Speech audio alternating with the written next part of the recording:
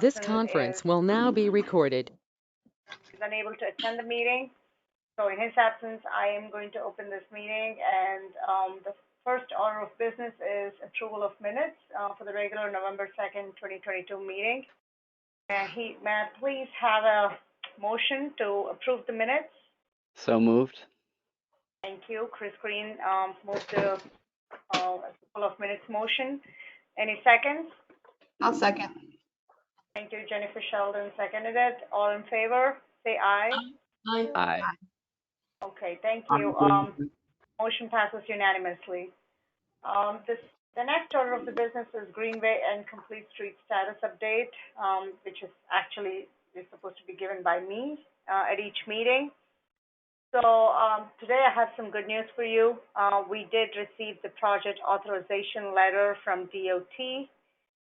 We are ready to bid on Complete Streets Phase 1. We're currently working with our purchasing department to put the bid out for contractors. So hopefully sometime in May you will see work happening in front of Town Hall for our Phase 1 of Complete Streets. That was that. And then Phase 2 Complete Streets, we're still in the planning stage. As you know, we had a kickoff meeting 2 months ago, and the consultant is currently conducting surveying work. For those who don't know, Phase 1 is from Harvey Place to Barnum Ave, right in front of Town Hall, and Phase 2 is north of Barnum Ave intersection until Perez Green. So that's all I have for the Greenway and Complete Street status update. And the next business is, does anybody have any questions on the update for Greenway and Complete Streets? Yeah, Mr. Smith, I do. Way back when, we had some very preliminary drawings on Phase 2 from Main Street to Barnum Ave, from Paradise Green to Barnum Ave, excuse me. And a lot of people had comments, and I specifically was concerned about the intersection of Huntington Road coming back into Main Street, because I always felt, well, and I believe it is, sort of a dangerous intersection. When you're coming down Huntington Road, it comes to that point, and there's been several accidents there over the years. And so I was suggesting that that transition be more of a 90-degree, similar to what we did years ago coming out of Old Main Street, you know, where the Foots Memorial Park is. That No, used but to just take it back, just throw it on your desk and later on. that used to come out as a V2, and as you know, if you go there now, it comes out 90 degrees to Main Street. So I was wondering, have any of those comments been taken into consideration, and/or is there going to be another chance for review by anybody? Oh, that is Phase 2. What you're talking about is Huntington and Main intersection, and on the entire segment there is part of Phase 2 planning. Right. That's not even final. Like, we had just started on that planning stage, and we will probably have some workshops sometime soon with the general public, including you all, so that you can, offer your feedback to the consultants and, proceed with the preliminary drawings. Okay. Phase 1 was, the route from Harvey Place, which is like south of West Broad Street, all the way till Town Hall, like till the Barnum Avenue intersection where current Volkswagen is. Right. And I do know that there were some outstanding issues with parking near the retail commercial by the train station. And we tried to address your feedback and DOT's feedback to the extent we can. So we changed the angle of the parking there, and we ensured that, parking still remains for the businesses based on the businesses' needs. And based on DOT's requirements, we make it safe, by taking appropriate measures for crosswalks and how we can signalize the whole, segment. So all of these are in the final drawings, but I requested MetroCog to share the final drawings, and they said it may compromise our bidding process if we posted it online right now, like those 100% designs. But you have the close to final designs actually posted on the website right now on planning and zoning if you want to take a look at it. But that piece that you're talking about, George, it's definitely going to be up for discussion pretty soon, and you will be invited to be part of those discussions. Okay, good. Thank you. Anybody else has any questions on Greenway Complete Streets update? Susmitha, it's Tom. Was there more update on the Greenway? Is there an expected date, or, where are we in the process for doing the piece from, the boat launch up to, I guess, West Broad Street? Yes, so that one was through engineering department, and John Casey was waiting for Complete Streets Phase 1 to get an approval to do a combined bidding because of that intersection at West Broad and Main that is subject to review by DOT for both projects. So we have consolidated the review for both projects, and I'm assuming now that Complete Streets Phase 1 is going out for bidding, John, he's on the call here, we can ask him if they're going ahead with the bidding for Phase 2 Greenway as well. John, would you like to say something? That is what we discussed with the consultant. Of course, the consultant is the same for both projects. So we instructed the consultant when the Complete Street Phase 1 is ready for bid, then we will then bid the Greenway bike lane project. So that's the plan. I haven't spoken with the consultant in a while. I don't know if Ethan has or not, but we just got this letter from the DOT for Complete Street Phase 1 to move forward, so communication. I would also comment too that we are doing work at the treatment plant, and we've talked to our consultant to extend a sidewalk from the end of the current Greenway, which is at the end of Beacon Point Road, along Beacon Point Road, where we're going to be doing work at the treatment plant to provide the flood protection wall. And that, so we asked them for a proposal to give us a sidewalk design that will dovetail with the design of the wall that we're building along Beacon Point Road. So we'll work that through the town council. John, that's great information. Is the sidewalk planned to go on the side of where they're building the wall or on the water treatment plant side? On the side where they're going to build a wall, so to go along the wall. Thank you. And John, I think we talked about this last time. Is the expectation that you're going to be able to see over the wall as you're walking down the sidewalk, or is that going to be taller than, your average person? No, I think we'll be able to design that sidewalk so we'd have to have a minimum of 42 inches for a commercial, like a railing height type of thing. So the wall would be a minimum of 42 inches tall anyway, and then the sidewalk would go along the wall, so you'd be protected from the slope with the wall. You might have to elevate the sidewalk along the roadway to maintain a height of, say, 42 to 48 inches. And then if it gets too high along the roadway, we may have to put a railing up so that you don't walk off the sidewalk and fall off into the roadway. So that'll all be part of the intricacies of what the designer will have to design.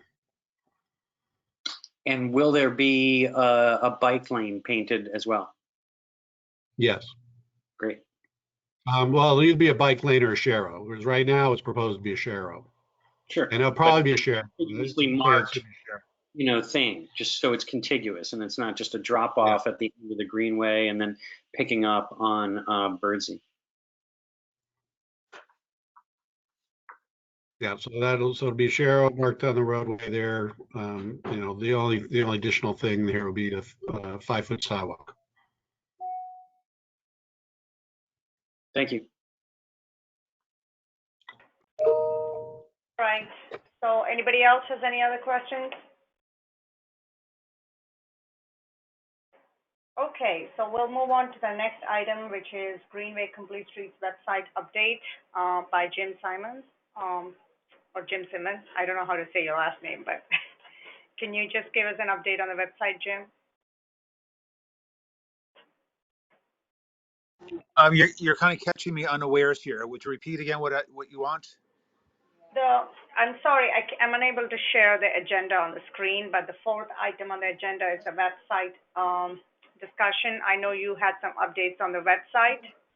Oh, good. Do Oh, you want to yes. give us an update? I'd be happy to help on that. I've already sent many of you a link. After this meeting, I'll send it to everybody on the Greenway Complete Streets Committee. If you're online, feel free to take a look at the webpage right now. It was kind of a disaster before. It listed the members of the committee from 2 years ago, and then had no information whatsoever. So working with IT, we updated the committee list of calendar of meetings, and then about, I don't know, 500 or 600 words of description of the Housatonic Greenway, pictures of happy bicyclists, endless links to the various town documents, a sample picture of a ride from Shakespeare down to Lordship, the list of all of the rides from last year, using all these things to illustrate, then a picture of the Greenway as well. So several of you helped me in terms of editing this and had some good ideas. Kind of thank you for that. If I have any free time, I'm going to turn this into an annual report, so we kind of memorialize the progress that we've made on the committee. So if any of you, once you have a chance to look at this, if anything else you think it might work well in a annual report, could you let me know? And many of you have pictures from the bike rides last year. Could you please send me 2, 3, 4, 5 of them, maybe as email attachments, so I can help illustrate the annual report. Jim, you did a really good job. Thank you for that. Quick question, and I don't even know if this is legal, so all of you can, with your legal minds, can tell me. Is there a link on there for donations? There is not. It's an interesting idea. I stayed away from it. I can pursue it. Yeah, I just don't know if it's legal or if it's not, but hey, even if we get $5, it's $5.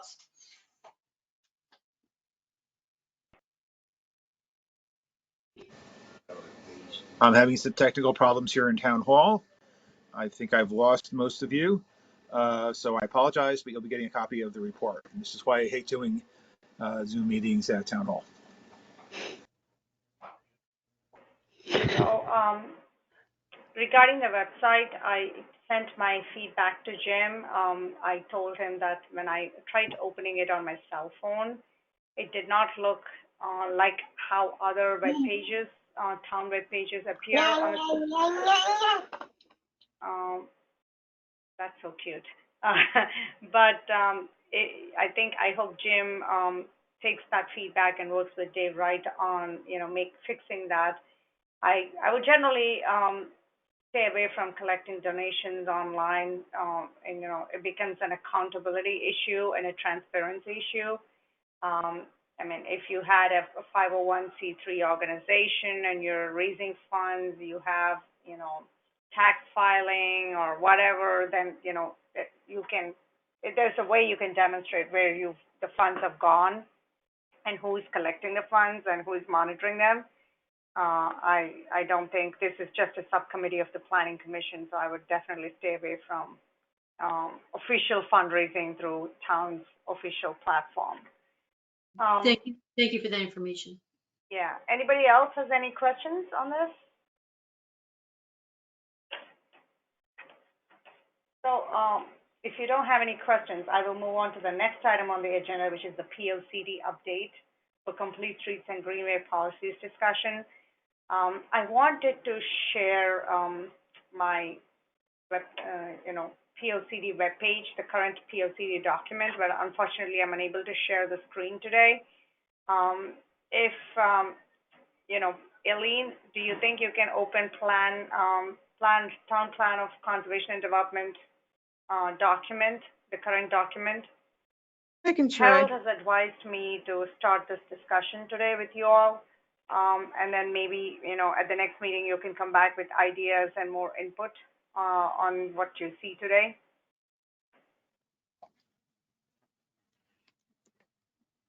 I'm waiting for Aileen to open, and then I will walk you through this.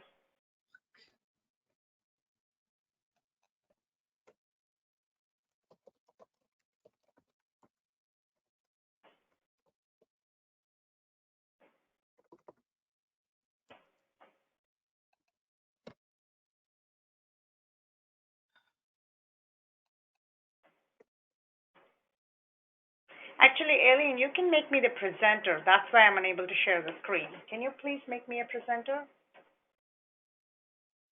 I tried, Susmitha, and the problem, oh wait, here we go. Make presenter. There you go.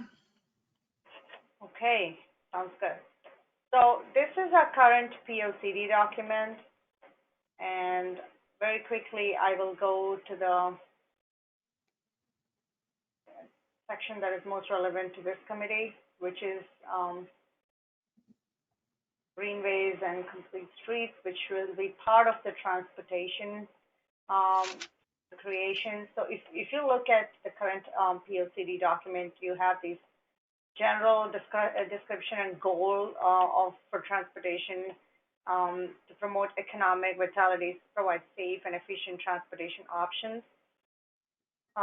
This is all good for the current POCD, but if in the future, what is your goal? If your goal is to promote multimodal transportation system, that should be set up front. Like if you want greenways and complete streets to be part of the current transportation network as a goal, so you're not only just adapting it to promote vitality and safety and efficiency, but you're also saying you want more multimodal transportation options. And then, how does this translate into reality? So when we apply for grants and when we try to implement projects, we cite everything from this document and then say, okay, our PLCD also it was mentioning that multimodal transportation system is a key goal for our town. And, this document was reviewed and vetted by thousands of residents, and there was a lot of community input in shaping this document. So it becomes a very, binding document to cite for more funds or more implementation projects. Again, this document we also use to write our plan reviews on zoning and, planning commission matters. So if a developer comes in with a large application and, we see that there is a way we can request the developer to provide some kind of access to the waterfront or to promote, or to build sidewalks or to promote connectivity, then we can cite this goal and say this is the vision of our community, and that is why we are asking you to do it. We're not asking you to do it based on our personal opinions, but based on the plan that we have. We think that your property should be able to accommodate this so that we can encourage multimodal transportation in the town.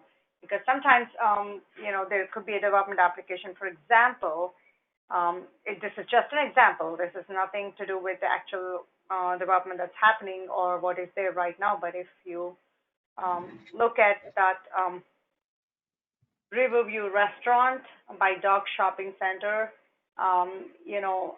they had a public access easement in the rear of their property that would connect to the underpass and across to the Dock Shopping Center. So the way, planning was able to tell them that, okay, you should allow us to build a waterfront access or continue a greenway here because our greenway plan has a vision here. Our POCD recommends that we need to have a greenway connection here, and we have an access easement. They have an access easement from DOT, not from the town, but then we recommend as a town that, in the grand scheme of things, this implementing a trail here would be helpful for us to, promote multimodal transportation, waterfront access, and connectivity to shopping center from the residential areas. So that's how we make use of this plan, if you know what I mean. So this page here becomes very important, even though it looks like just a page in the document. So I request all of you to review this, and maybe at the next meeting you can come back and say maybe one of the objectives should be this, or one of the policies should be this. So again, there's a lot of confusion in the current document between what are objectives and what are policies. I'm going to advise our current consultant to have to write the plan in a way that we have the goals and then we have just recommendations, not as objectives and policies, because objectives are measurable outcomes of goals, but policies are actually actionable items. And they could get confusing when we are writing our staff reports too. Sometimes we take the policies inside them, sometimes we take the objectives inside them, and it's just too confusing. So I would not really focus on what is an objective and what is a policy, but actually what is in this document here, and how can I make sure that my vision for greenways and complete streets is incorporated into this one page here. Besides this, there is also this open space and recreation page where you can incorporate some of the vision items on greenways and complete streets and waterfront access. So please take a look at this page as well. And then I would definitely look at every single page here and see, because again, many people ask me, why is the plan so repetitive? The plan has to be repetitive in order that we ensure that one sentence somewhere in the document does not get lost. And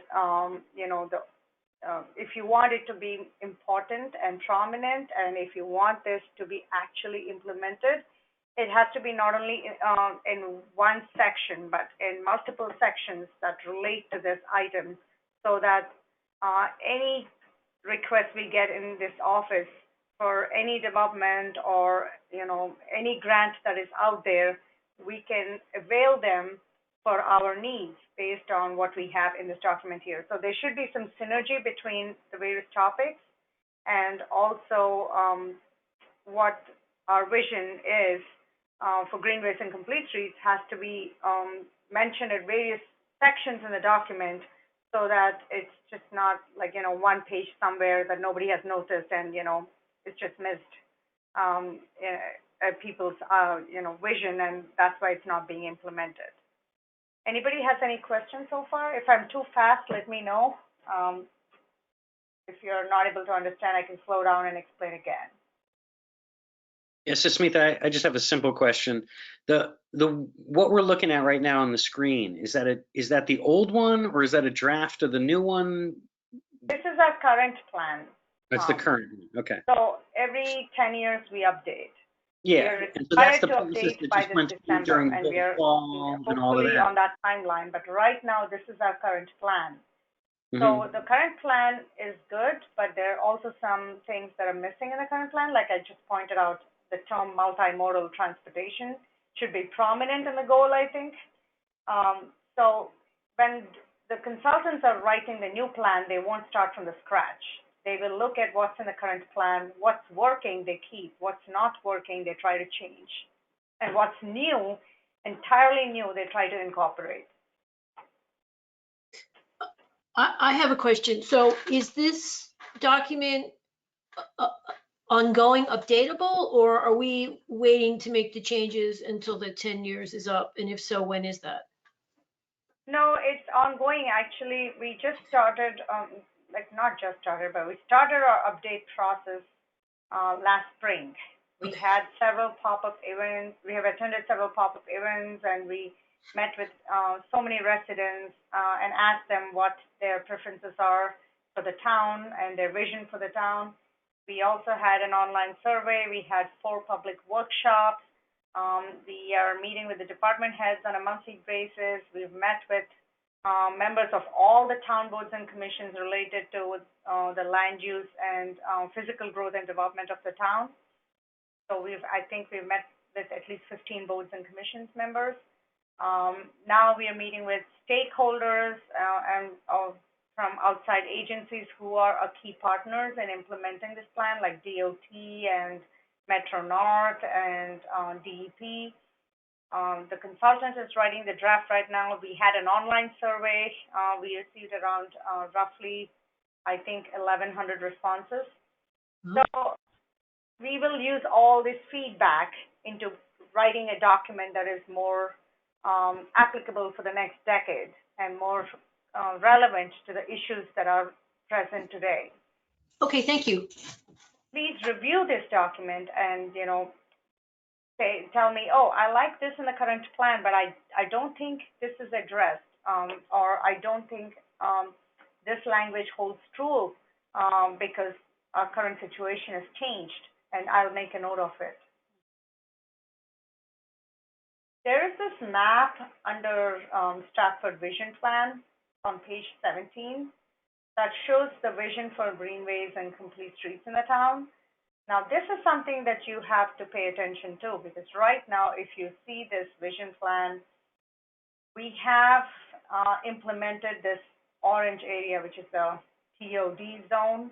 This is already implemented. We are implementing along Main Street, complete streets, the dotted green line, and then we are implementing along Barnum Avenue, all the way to Wilcoxon. And then we are also looking at waterfront access points by Stratford Army Engine Plant, and by Shakespeare property. They still hold true. We are looking at that dotted line by Ferry Boulevard for phase 3 of complete streets to the east of the town center. But that's a hard route to build because Ferry Boulevard is so busy. So we might have to look at alternatives to connect to Dock Shopping Center from the town center. Maybe we won't be able to put the transportation route, the Greenway route on Ferry Boulevard, but maybe through some internal road. So that's something that to think about when you're developing the vision. And if you have any other routes, if you think that are not in this map here, that's something that has to be brought up too, so the consultant can map that as a vision for the next decade. So, Susmitha, I'm surprised to hear you say about Ferry Boulevard. I was on the original design team. There's a fully designed drawing all the way from Main Street, all the way down Ferry Boulevard, down to, the dock. So I don't understand. That drawing. I don't know if They were supposed to, in fact, I'll tell you what, that one, the consultant wanted to make phase 1, and we can encourage to go to Main Street, but I don't understand. Ferry Boulevard was one of the crown jewels in the complete streets design. So what happened? So here's the thing. This was done like how many years ago? 2016 was when you developed the complete streets plan, and you have project estimate sheets and drawings, concept drawings from that far back. Now, after dealing with DOT on phase 1 on Main Street, we know that it's going to be a very complicated project. It's not that it cannot be done, but because of the width of the right-of-way that is there right now, to accommodate a bike lane next to that existing transportation car lanes, it could be a challenging. I won't say it's not doable, but it may take another decade to implement that, to be very honest, because I'm getting used to long time frames, but we gotta really stop and think about this, because with all the number of apartments that are being built on Ferry Boulevard right now, I mean, it's one of the very most important streets in town to make pedestrian friendly. You're gonna have 3 or 4 different sets of apartment buildings, so there's gonna be hundreds of people, that are gonna be in the position to really benefit from that. So I would just encourage us to fight for that. That corridor is a very important corridor for both the historic district and the South End to get to the shopping in a contiguous pedestrian way. It's one of the main reasons I signed up on this thing. So I hear you that things have changed, and I hear you that DOT is tough, but that is an important corridor.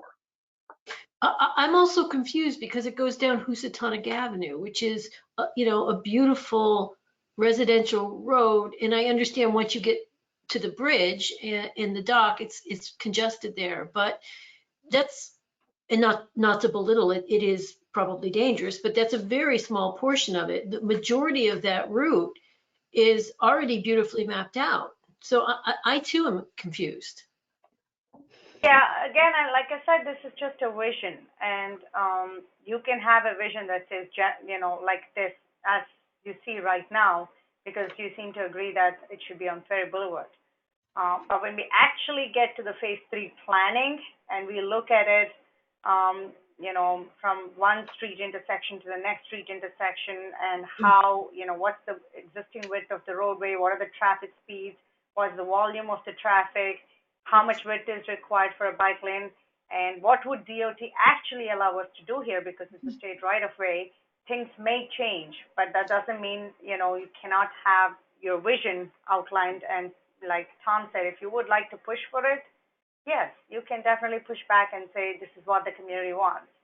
Yeah, but it's more than that. I mean, I'm a little startled actually, because it's these, the width, was determined. There was a consultant that was hired. They measured the distance. They drew plans, and Ferry Boulevard included a completely separated pathway for people to walk down, with like a border of trees and shrubbery separating from the traffic. So those measurements were, I mean, what did we do if all those measurements were wrong? I don't know. I mean, I'm a little. Well, you didn't do anything wrong, Tom, but I didn't do anything wrong, but I'm hearing that the 5 years or 6 years of work that I'm attached to it. I got to tell you. I mean, I saw a tree-lined pedestrian pathway from Uberti's all the way down to the dock. I want that. You know what I mean? I don't want to be like, oh, it's going to be a little complicated.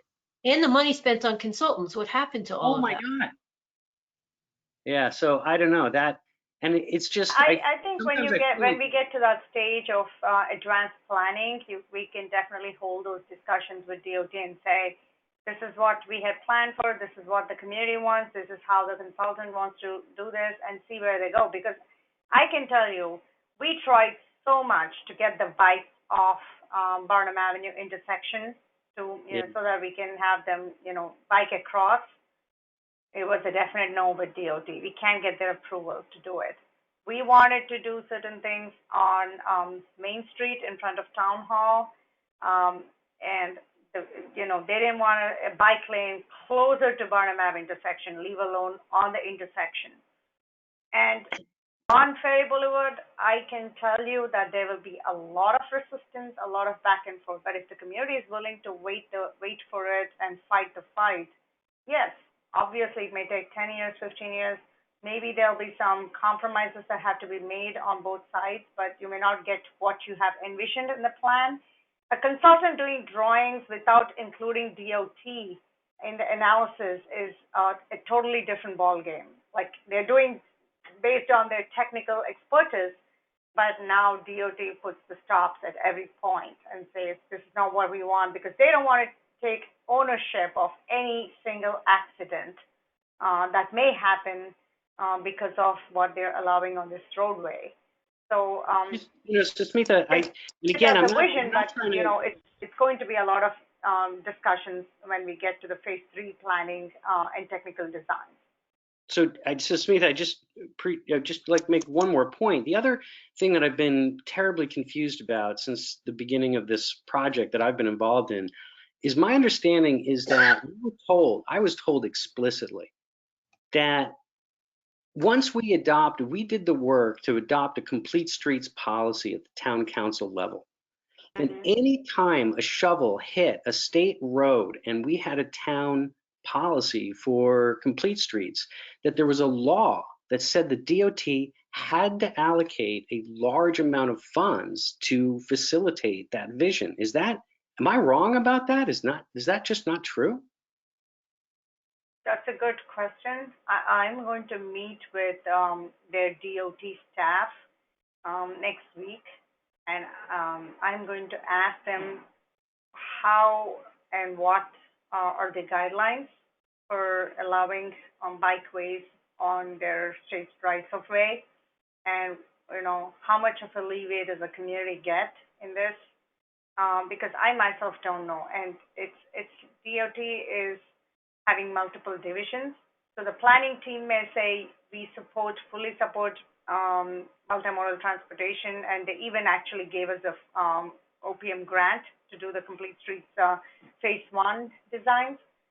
But the traffic division may put roadblocks on every single thing that we're proposing, and we need the traffic division's approval and District 3 office's approval to proceed with the implementation. So it is very complicated to deal with DOT, but we'll try to figure it out. We'll take one day at a time, and maybe I'll ask this question when I meet with them next week on the POCD process. I remember being told very explicitly 10% of the project budget had to go into facilitating communities' complete streets design. It was a law. It wasn't, that's how it was presented. I didn't research it further. And then, Susmitha, I just want to make one more point to you and the board with all this traffic division and the bike lanes and the congestion and all of that. I know you did a lot of previous work in New Haven, Susmitha, and I don't know if you've been up there recently, but if you get off I-95 and you go into downtown New Haven, it also is the 91 entrance into downtown New Haven. It is a massive infrastructure that they just put in. There are innumerable, 6-lane pathways, bikeways, lighting design, it's everything. Sharrows, the painted roads, everything's there. And it's like the most incredibly dangerous, crazy intersection I know of in the state, coming off that and merging, with the 91 traffic and getting into downtown.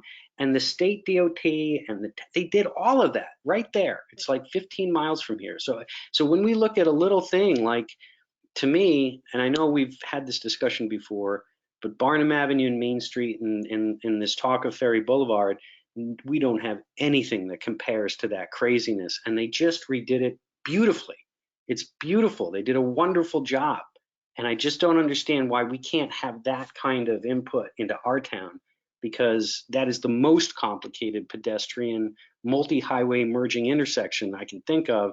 And it's great. They did a terrific job. So I just kind of want to see stuff like not even that scale, but that intention and that, ability to figure out how to get it done despite, a lot of rules and a lot of bureaucracy. And I got to put that out there. And when can we anticipate having this conversation? Are we talking 5 years, 10 years down the road? Are we talking next year about the Ferry Boulevard area? God, we've been doing this for 6 years already. Yeah. So to answer Tom's question, I'm sorry? I'm just answering Tom's question first. Yeah. Regarding New Haven versus Stratford. I have always been shocked and a little disappointed by the way DOT picks and chooses to. Because to be very honest, even I don't know why New Haven was approved with so many bike lanes on state rights of way and murals under state highways in the underpasses. They get the approval so quickly, but I don't know why Stratford doesn't get them quickly. We tried every single way. We kept talking. We met with the higher ups. I mean, MetroCog has been fabulous. They helped us, take this process forward. I don't know. I have no answer to that. But I would also caution you, there is 0 pedestrian deaths in Stratford right now. If you look at the traffic data, I can tell you that in New Haven, every single day, if something or the other is happening with pedestrian deaths, bicycle crashes, in spite of having all this infrastructure. So it's also driver behavior, and it's also signalization. It's also because, there's a lot of things. It's not just the bike lanes, but, I would say that taking a measured approach in Stratford is not bad. One life also is valuable. At the same time, I would say to actually, you know, about expediting this process, we've been on this every single day, and I don't know what else we could have done to get an approval as quickly as New Haven does get. And I just would leave it at there because I don't want to say anything for the record that I would regret later on, but you should just think for yourself. Why is it happening? I appreciate that because, you know, just you're our biggest advocate there. So I want to, you know, so much happens outside these meetings, and I want to just be there for you and encourage you to push hard on them because, you know, we're always going to get less than we ask for. I mean, that's just the reality, isn't it? Yeah, and I don't know why. And regarding how soon we can get Ferry Boulevard process kicked off, we want to do one at a time in terms of planning and design because we only have so many staff here. But we were applying simultaneously for funding for phase 3 planning for quite some time. We did not get approved for 2 grants that we applied for, but we'll see again. I think having that in the vision plan like this is fine for now. And you have your complete streets plan that has a detailed drawing like Tom Dillon said, and you have an estimate there. So we can take it from there to the next level planning whenever we come to that point. But right now the focus is on phase 2, which is from Barnum Ave to Paradise Green. And if you look at the complete streets plan, again, there's some things in there that are very interesting and hard to implement, considering that you have that Paradise Green commercial area and the parking there, and how would a bike lane go through that area? I mean, that's going to be very tricky. So I think we'll have a lot of discussions with DOT on that anyway right now. Sure. Thank you, Susmitha. Thank you. Sure. And please go through this plan and come back to next meeting with some thoughts, inputs. Maybe you can say on page number this and this, I found this, and maybe we should rewrite this sentence like this or include this statement as a vision. I would definitely focus on the first chapter of the current plan in terms of timing and who is responsible for what and what recommendations should be included. And I think that's a lot of discussion on PLCD for one day, and I'll leave it at there.